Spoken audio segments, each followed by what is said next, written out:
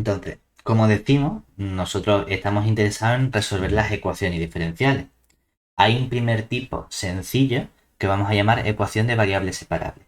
Realmente, caso previo a la ecuación de variables separables es uno más sencillo todavía, que solemos llamarlo el caso trivial. Lo importante es que nosotros vamos a trabajar ahora con ecuaciones diferenciales de primer orden, es decir, vamos a trabajar con una EDO de primer orden.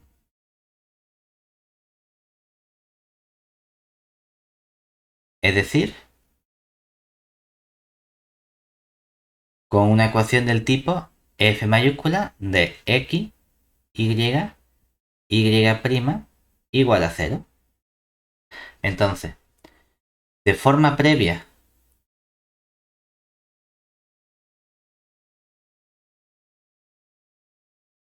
a las ecuaciones de variables separables, tenemos un caso trivial. ¿Cuál es el caso trivial? Aquel en el que ya directamente tengo la derivada despejada. Es decir, tenemos el caso trivial que viene dado por ¿qué pasa cuando yo ya tengo y'? Si yo lo escribo en forma normal, se supone que la f depende de x y de y. Pero ¿qué pasa si no hay dependencia de y? Es decir, si y' directamente una función f que depende únicamente de la incógnita o de la variable independiente x. Claro que entonces ya podemos calcular quién sería la solución general de nuestra EDO y, porque y se convierte en la integral indefinida de la f de x diferencial de x. Y para indicar esa familia de soluciones, vamos a añadir aquí nuestra constante c.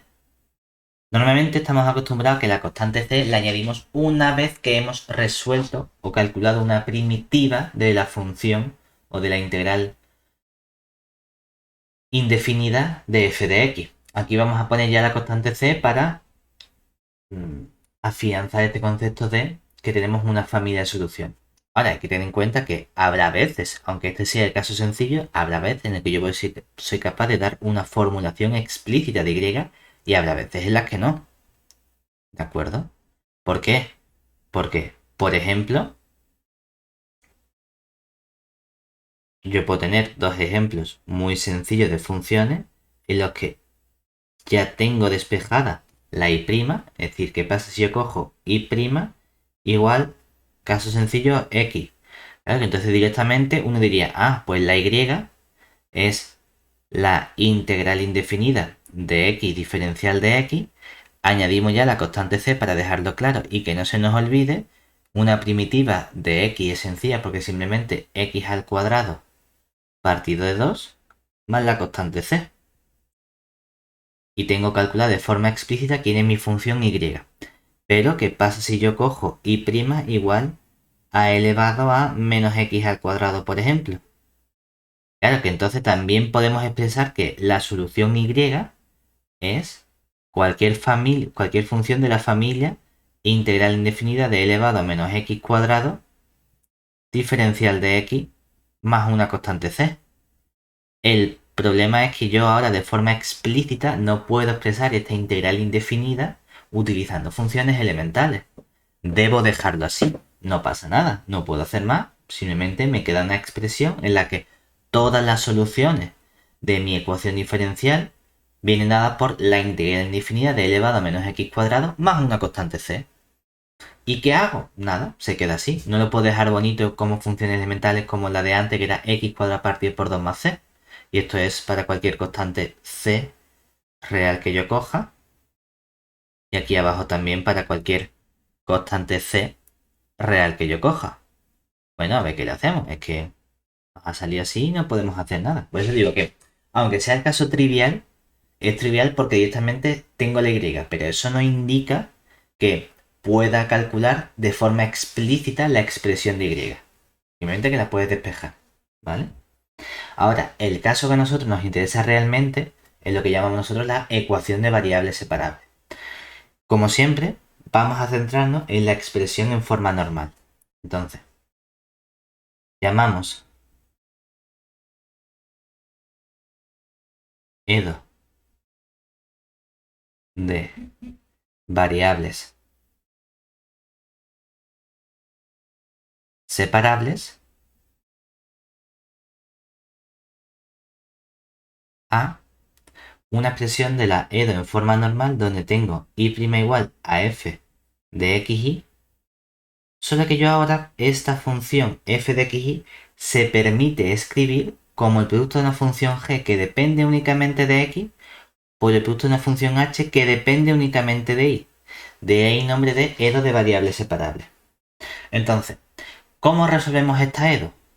Pues para resolver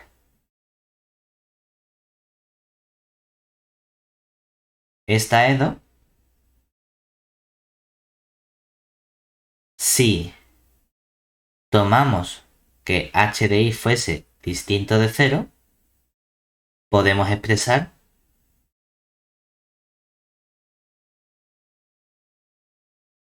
nuestra ecuación anterior del siguiente modo. Podemos decir, bueno, pues si la h de y es distinto de 0, yo lo puedo escribir como 1 partido h de y que multiplica al y' y todo eso igualado a g de x.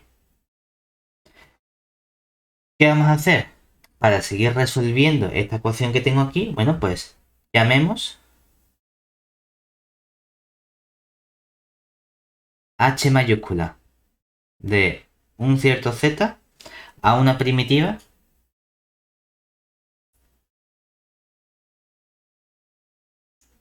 de ese cociente que tengo aquí, de esta inversa, es decir, de 1 partido h minúscula de y. ¿De acuerdo? Claro, entonces cuando yo en lugar de tener la z tengo una y, como la h de quien depende de z, aquí estamos haciendo una composición. Es decir, si yo escribo h de y, he realizado la composición de h de z con y, y si yo quiero calcular la derivada de esta función, utilizando la regla de la cadena, me quedaría la derivada de la función h mayúscula evaluada en y, que ¿quién sería? Pues sería 1 partido h de y todo eso multiplicado por la derivada de la función de dentro, que sería y'. Claro, ¿eso qué significa? Que entonces yo ya tengo que de la expresión anterior, este 1 partido h de y por y' es precisamente la derivada de h de y. Por lo tanto, puedo sustituir y decir, pues h de y' es igual a la función g de x.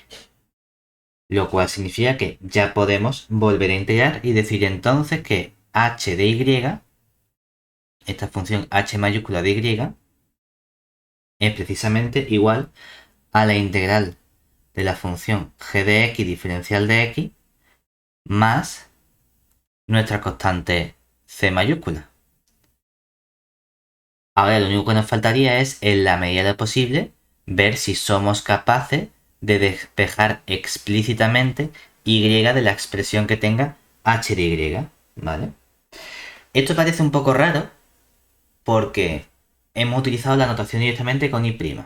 Ahora, por el camino, hay una suposición que hemos hecho que ha sido decir que h de y fuese distinto de 0. Pero, ¿qué pasa si h de y fuese 0? Que eso es un caso que tenemos que ver nosotros aparte. Es decir, si por lo que sea el h de y fuese 0, tendríamos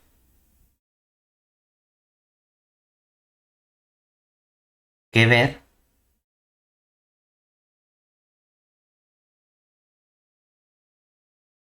si obtenemos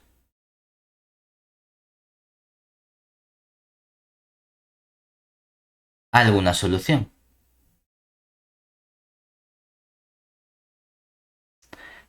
pero ya lo haríamos directamente. ¿De acuerdo?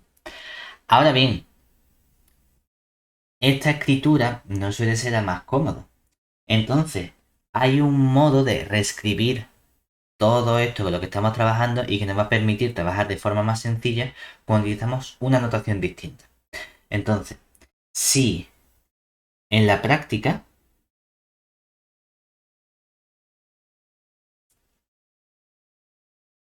vamos a interpretar la derivada y' en esta notación como la derivada de y respecto de x.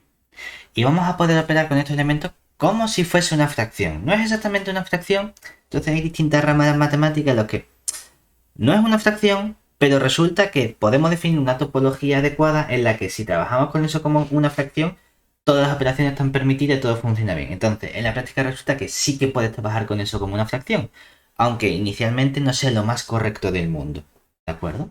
Lo interesante es que si utilizo esta notación y trabajo con esto, no como un operador, sino como si fuese una fracción, entonces podemos expresar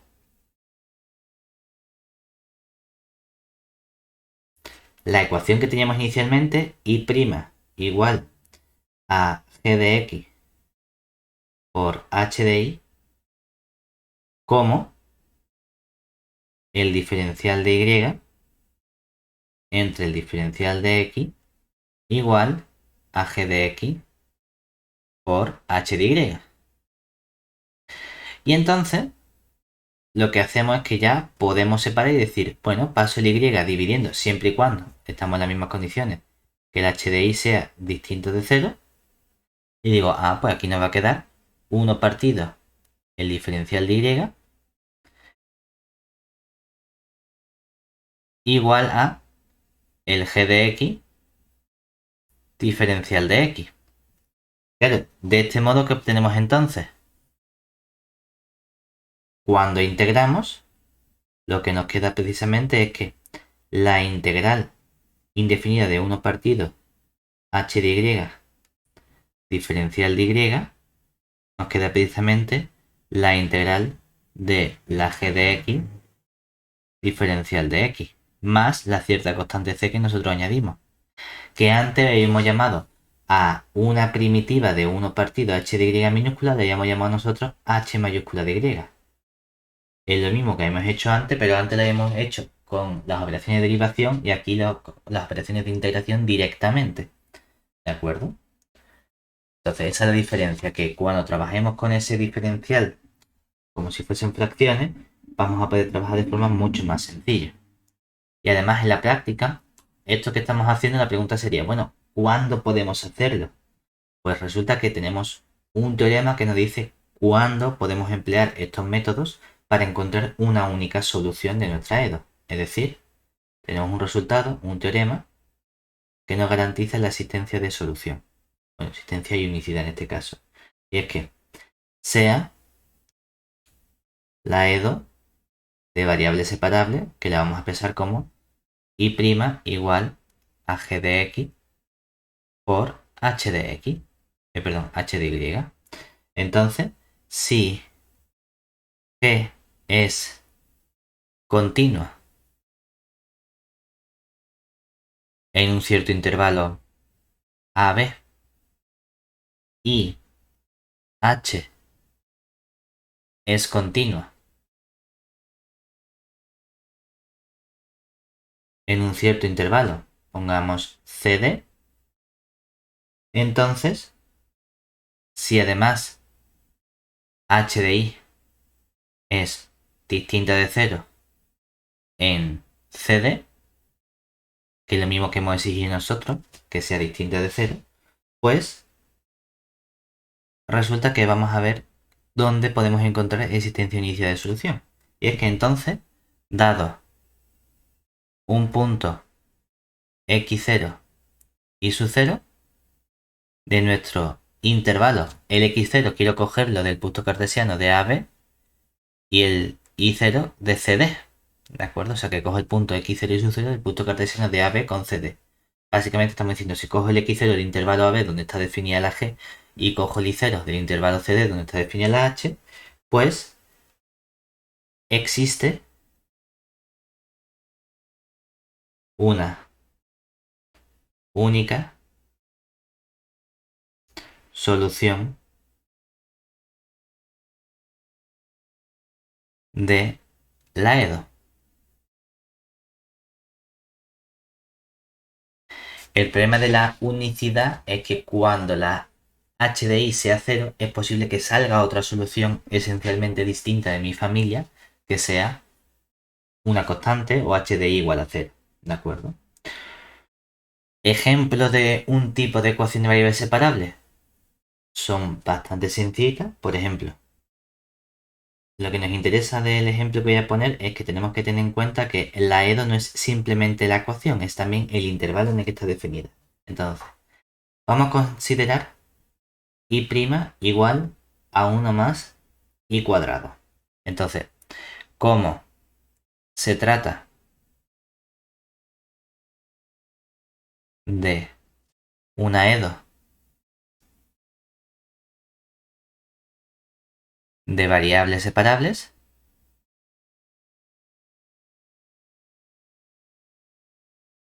con realmente, no hace falta ponerlo, ¿no? Pero la g de x sería la función constantemente 1, mientras que la h de i sería la función 1 más i cuadrado, podemos hacerlo de los dos métodos. Podemos hacerlo diciendo, mira, yo busco de forma independiente una primitiva de h de y, que sería, vamos a buscar algo que, bueno, del 1 partido h de y, que sería 1 partido 1 más i cuadrado, que vemos que es el arco tangente. O podríamos trabajar con los diferenciales como si fuesen fracciones. Me da igual. Aquí diríamos, bueno, pues si yo cojo el i' igual a 1 más i cuadrado, lo que estaría diciendo es que esta ecuación es equivalente a decir, escribo un diferencial de y al respecto del diferencial de x igual a 1 más i cuadrado. Entonces, esto es equivalente a tener 1 partido 1 más y al cuadrado, diferencial de y, igual al diferencial de x. Esto es equivalente a que nosotros integramos la integral de 1 partido 1 más y al cuadrado, diferencial de y, igual a la integral del diferencial de x y añadimos ya la constante c. De este modo lo que obtenemos es que todo esto es equivalente a, aquí nos queda el arco tangente de la función y igualado a x más una constante c. Por lo tanto, tomando la función inversa, nos quedaría aquí que y, tomando tangente en ambos lados, es igual a la tangente de x más c. Y esto lo que sería es la solución general de nuestra EDO. ¿De acuerdo? Si queremos podemos añadir aquí quién es c exactamente, y es que esto vale para cualquier c que yo coja de R.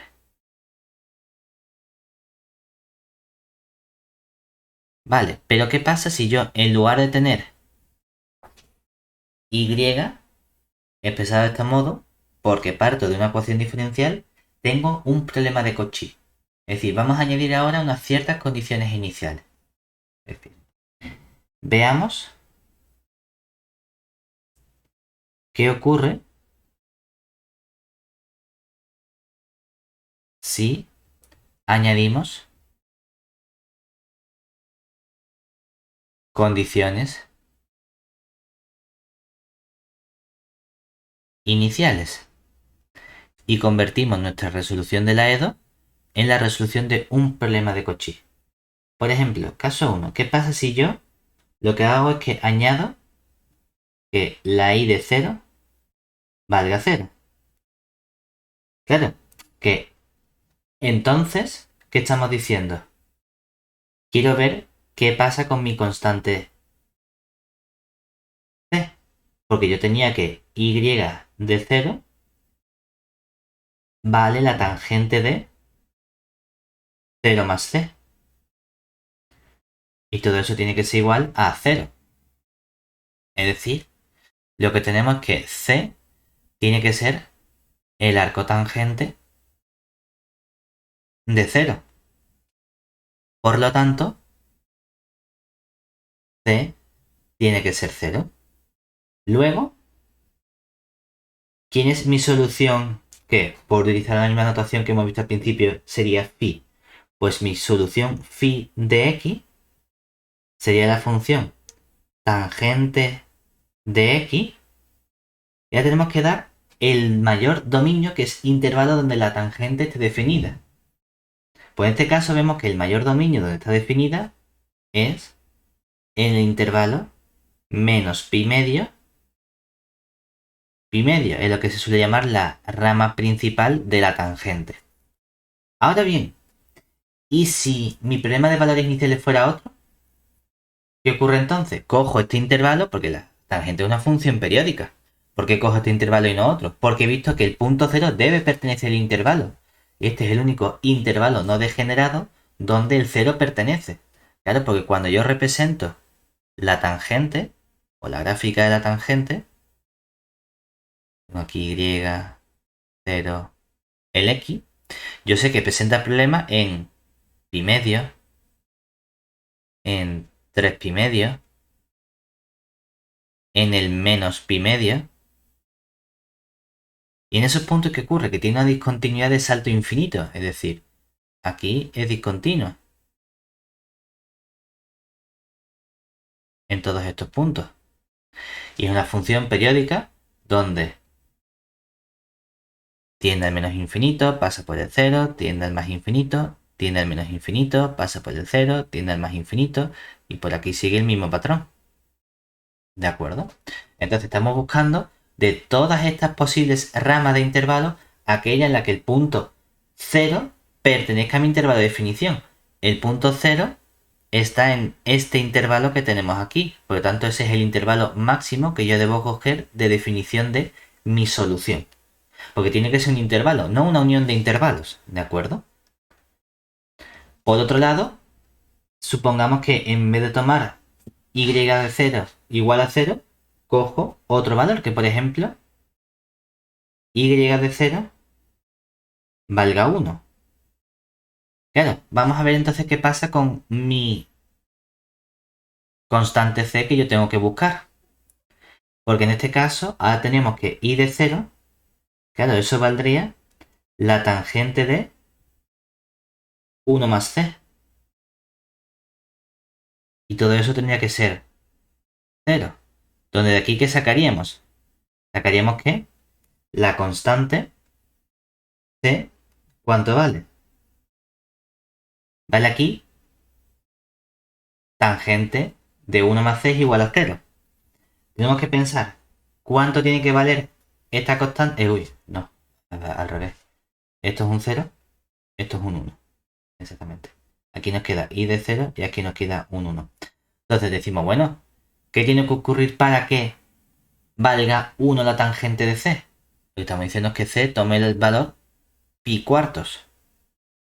Claro, ¿eso que me está indicando a mí sobre mi función phi de x? Pues que phi de x ahora va a ser la tangente de x más pi cuarto. Pero tenemos que tener en cuenta una cosa. Debo pasar por el punto 0,1. Tengo que estar en intervalo menos pi medio. Pero es x más pi cuarto quien tiene que estar dentro de ese intervalo. Por lo tanto, lo que ocurre es que se desplaza el intervalo y para que x más pi cuarto esté en todo menos pi medio, tiene que ser que la x esté en el intervalo menos 3 pi cuartos hasta pi cuartos. Es decir, que el tener un problema de Cauchy modifica muy fuertemente el tipo de solución que yo encuentro. Porque la solución no es simplemente la función. La solución es también el intervalo sobre el cual está definida esa solución. Y tenemos que tener eso siempre en cuenta cuando trabajemos con las EDO. Muchas veces se nos olvida, muchas veces simplemente vamos a calcular la expresión Y. Pero tenemos que tener siempre en mente que la solución no es simplemente la expresión que hayamos de la Y, es también el intervalo maximal sobre el cual está definida esa solución de la Y. ¿De acuerdo? Entonces tenemos que tener cuidado. ¿Vale? Las cosas se pueden complicar porque yo puedo coger ejemplos más feos a lo mejor, o bueno, no más feos, sino que cuesten un poco más de ver, como decir, oye, ¿qué pasa si yo lo que considero es la ecuación y' por i más 1 más i cuadrado, todo eso que multiplica el seno de x, y añado una, perdón, igualado a 0, y añado una condición de valor inicial, es decir, que en realidad tenemos un problema de Cauchy que sea i de 0 igual a 1. Claro, ¿cómo teníamos que resolver la EDO? Como se trata de una variable separable, resolvemos la EDO, ¿no? Es decir, se trata de una EDO de variables separables. Entonces lo que hacemos es, vamos a separarlo. Es decir, tendríamos que i' por i más 1 más i cuadrado por el seno de x es igual a 0. Punto y, bueno, punto y coma. A mí me gusta más el sí y solo sí. Sí y solo sí. ¿Qué tendríamos aquí? Ahora paso esto restando y nos queda i' por i es igual a menos 1 más i cuadrado por el seno de x. Sí, solo sí. Ahora tendríamos que esto se convierte en diferencial, es decir, sería diferencial de y, diferencial de x, por la y igual al menos 1, el menos fuera mejor. Aquí tendría el menos 1 más i cuadrado seno de x. Y entonces vamos allá llevarnos las y a un lado, las x al otro. Me quedaría aquí la función menos y dividido entre 1 más y al cuadrado, diferencial de y, igual a la integral del seno de x. Perdón, vamos a quitar la integral. Al seno de x, diferencial de x. Ahora ya añadimos la integral, es decir, ya nos queda sí, solo sí. Y aquí ponemos la integral de menos y entre 1 más y al cuadrado, diferencial de y, igual a la integral del seno de x, diferencial de x. Añado mi constante c para que no se nos olvide. ¿Y aquí qué nos queda entonces? Pues nos queda que la integral que tengo a la izquierda respecto de y es una integral inmediata. Hay un menos, bueno, saca el menos fuera y aquí nos queda casi arriba la derivada de lo que hay abajo. La derivada de 1 más i cuadrado es un 2i. Bueno, pues multiplico por un medio para que así nos quede un logaritmo de, deberíamos poner el valor absoluto de la función 1 más y al cuadrado. Lo que pasa es que 1 más y al cuadrado es siempre positivo. Por lo tanto, puedo poner simplemente 1 más y al cuadrado y ahorrarme el valor absoluto. Pero que sepamos que debe aparecer un valor absoluto en general. Y todo esto es igual a la integral del seno, sería menos el coseno. Y aquí añado más una constante c, ¿verdad? Ahora vamos a despejar la y, porque ¿qué nos quedaría entonces? En la medida de lo posible, aquí nos quedaría que todo esto es el logaritmo de 1 más y al cuadrado igual el menos 2 pasa multiplicando y nos queda 2 coseno de x menos 2c. Hay mucha gente, a mí no me gusta, pero hay mucha gente que va reescribiendo el nombre de la constante. Que dice, bueno, esto es una constante c, ahora he multiplicado por menos 2. Y directamente, en vez de escribir menos 2c, vuelve a escribir más c. Porque el razonamiento que hace dice, bueno, si c es una constante, menos 2c es otra constante, deberíamos llamarla a lo mejor k y decir k vale menos 2c. Y dicen, para no tener que utilizar tantas letras, lo vuelvo a llamar c. A mí no me gusta. A mí me gusta, si cambio la letra o la constante, ponerle una letra distinta. ¿Es que me salen 18? Bueno, pues no pasa nada, me salen 18. Llámalo C1, C2, C3, C4. Ya está. Pero no me gusta ir utilizando la misma letra para constantes distintas. Pero es muy habitual. Ahora, seguimos despejando. Tomo exponencial y nos queda que 1 más y al cuadrado es igual a e elevado a 2 veces el coseno de x.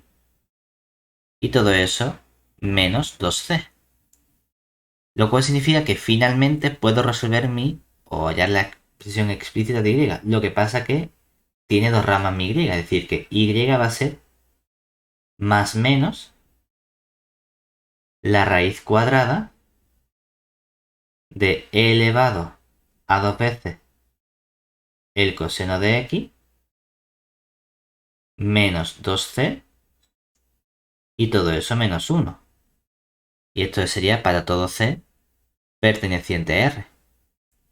Y no pasa nada, nos sale un más menos, lo cual significa que cuando yo ahora añada, esto es la solución general de mi EDO, pero como yo no solo tenía una EDO, sino que tenía un problema de valores iniciales, eso significa que tendré que ver qué condición debe verificar la C para que y de 0 sea igual a 1. Obviamente, si la y tiene que ser positivo, no puede salirme aquí la solución raíz negativa. Es decir que, como y de 0 es igual a 1, que es mayor que 0, debe ser segura la solución igual a la raíz positiva del e elevado a 2 veces el coseno de x menos 2c menos 1. Además, si imponemos la condición inicial que nos hayan dado, y es que y de 0, si sustituimos en esta expresión, vale la raíz cuadrada de e elevado a 2 veces el coseno de 0 menos 2c menos 1. Y todo eso debe valer exactamente. Nos han dicho que la condición era y de 0 igual a 1, ¿verdad? Exactamente, y de 0 igual a 1. Todo esto tiene que valer 1. Por lo tanto, lo que sacamos de aquí es que e elevado coseno de 0 vale 1, pues nos queda a 2 menos 2c. Tiene que ser igual a este menos 1 pasa sumando a 2. Tomo logaritmo y ¿qué nos queda? Que 2 menos 2c tiene que ser igual a el logaritmo de 2. Y entonces ya nos queda finalmente que la c, constante c, tiene que valer, pasa sumando, pasa restando, 2 menos 2 veces el logaritmo de 2. Y todo eso dividido entre 2. Oye, ¿es que sale así de feo el valor de la constante? Bueno, pues no pasa nada. Así nos ha quedado. Entonces nuestra función, ¿cuál sería? Pues sería meter esto aquí dentro de la constante y ver lo que sale. Que realmente no queda tan feo porque se simplifican muchas cosas. Es decir que, finalmente, ¿quién sería entonces y? Si nos fijamos, aquí tengo e elevado a 2 cosenos de x y menos 2c. O sea que lo puedo separar en e elevado a 2 cosenos de x por e elevado a menos 2c. Y el menos 2c lo tengo aquí, porque en realidad e elevado a menos 2c sería, si despejo el menos 2c únicamente, sería e elevado al logaritmo de 2 menos este 2 pasa restando. Y esto es lo mismo que e elevado al logaritmo de 2 por e elevado a menos 2.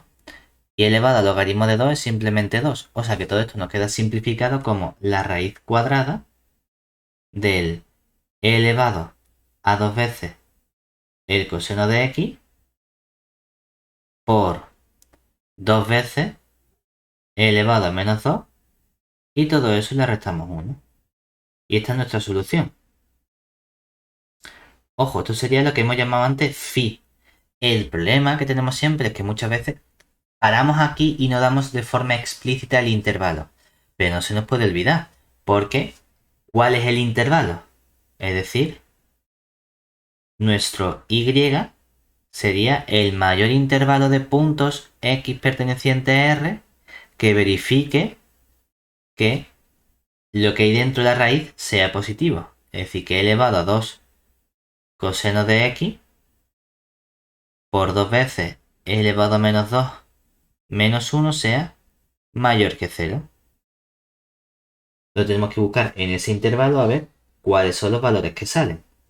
Que aquí podríamos despejar y decir, vale, yo despejo para ver dónde vale la x, el menos 1 pasa sumando, esto pasa dividiendo y al final nos queda una condición en la que tengo que imponer que el coseno de x sea mayor o igual que un medio de, si pasa para acá, del logaritmo de 2 menos 2.